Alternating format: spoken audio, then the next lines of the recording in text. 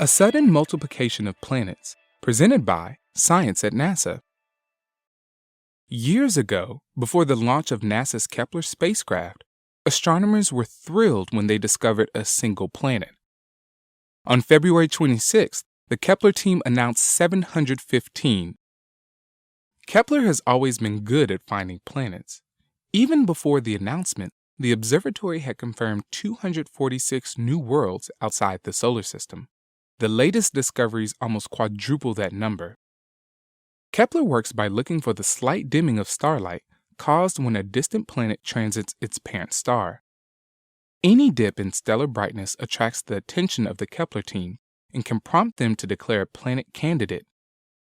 Verification of candidates can be a laborious process, proceeding slowly, planet by planet.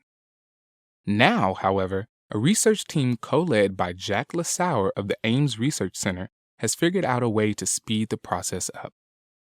We've developed a procedure to verify multiple planet candidates in bulk to deliver planets wholesale and have used it to unveil a veritable bonanza of new worlds, says LaSauer. The technique is called verification by multiplicity, which relies in part on the logic of probability. Out of the 150,000 stars Kepler has observed, a few thousand have planet candidates, but not all candidate systems are equal. A subset of the total, numbering in the hundreds, have not just one, but multiple candidates. By concentrating on those busy systems, the team found 715 planets orbiting 305 stars. The method of multiplicity can be likened to the behavior of lions and lionesses. Suppose that Kepler's stars are like lions, and the planets are lionesses.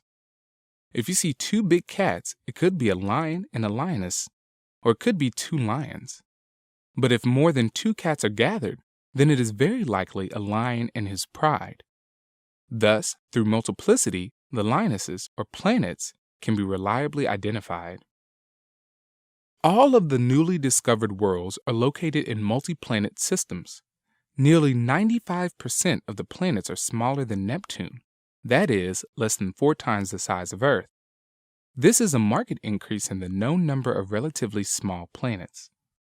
This study shows us that planets in multi-systems tend to be small and their orbits are flat and circular, much like the inner parts of our own solar system, says Jason Rowe, a co-leader of the research at the SETI Institute. 4 of the new planets are less than 2.5 times the size of Earth. Moreover, they orbit in their sun's habitable zone, where the surface temperature of the planets may be suitable for liquid water, a key ingredient for life as we know it. The more we explore, concludes Rowe, the more we find familiar traces of ourselves amongst the stars that remind us of home. Indeed, that is what Kepler is all about. More information about these new planets may be found at NASA's PlanetQuest website. For more news about planets in general, both well-known and yet to be discovered, visit science.nasa.gov.